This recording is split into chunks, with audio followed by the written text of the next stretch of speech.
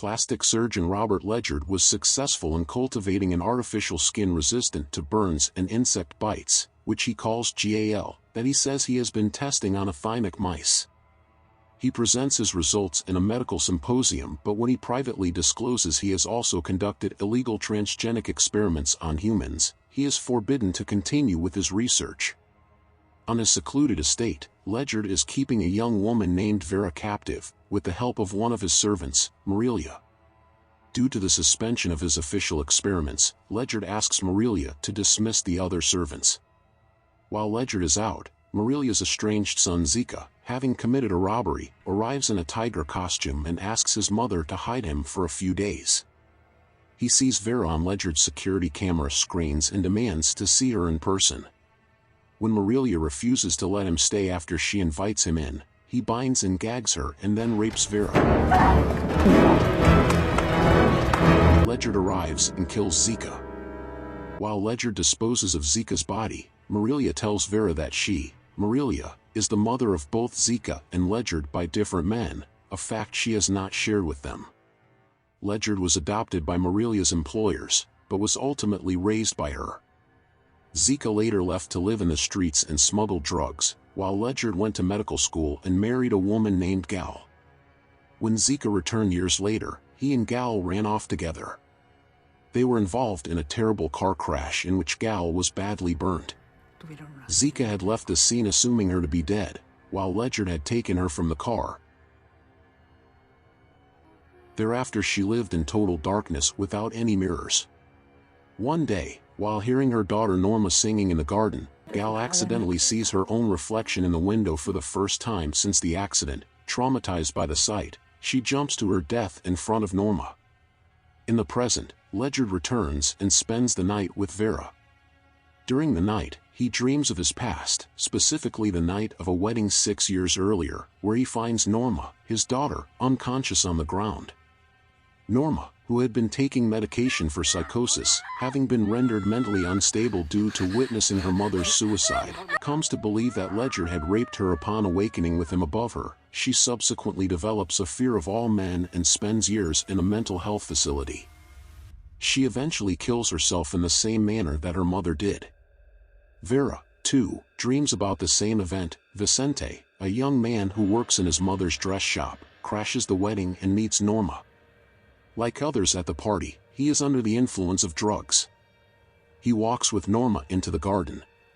She lists the psychiatric medications she has taken. Norma begins to take off some of her clothes, stating she would be naked all the time if she could. Vicente kisses her and compliments her. While they are lying down with Vicente on top of her, she suddenly starts to have a frantic reaction to the music playing, the same song she was singing when her mother committed suicide, and starts screaming. Vicente attempts to hush her screams, leading to her biting his hand. He slaps her, knocking her unconscious. He rearranges her clothes and flees the scene, looking around nervously for potential witnesses. Just before Ledyard arrives, he is unaware that Ledyard notices him leaving on his motorbike. Ledyard tracks down Vicente and, while in disguise, knocks Vicente off his motorbike, kidnaps him, and holds him in captivity. Vicente's mother reports his disappearance to the police, but after they find his motorbike at the bottom of a cliff, they tell her he is likely dead and has been swept out to sea. Although she believes her son is still alive, her search for him remains unsolved. Meanwhile, Ledyard subjects him to a vaginoplasty and later instructs him how to slowly stretch his new vagina.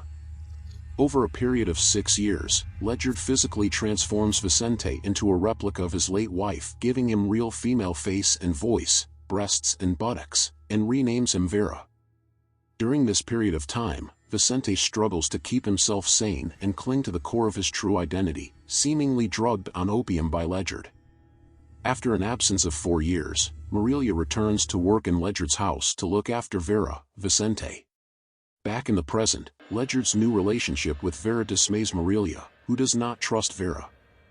Fulgencio, one of Ledyard's colleagues, reads a news story about the missing Vicente and recognizes him as one of their sex change patients. He accuses Ledyard of falsifying Vicente's consent and of experimenting on him. Vera, who overhears their conversation, tells Fulgencio that she is here by her own free will, denies being Vicente, and says that she always was a woman. After Fulgencio leaves, Vera notices a photograph of himself as Vicente attached to the news story about missing persons. During the night, Ledyard and Vera start having sex, but Vera tells him that it is still painful after Zika's rape. Ostensibly going downstairs to find lubricant, Vera retrieves Ledyard's gun and kills him. Marilia, alerted by the sound of the shot, barges into the bedroom with her own pistol in hand and finds her son Ledyard dead on the bed. Vera, who is hiding under the bed, shoots and kills Marilia. With her final breath, Marilia says, "I knew it." Freed from captivity and the need to play along with Ledyard's whims, Vicente returns to his mother's dress shop for the first time since being kidnapped. Tearfully, he tells his lesbian ex-colleague Cristina, whom Vicente had loved 6 years prior, of his kidnapping, forced sex change, and the murders. As his mother enters the room, Vicente quietly reveals his identity to them in the final line of the film, "I am Vicente." Please subscribe for more movie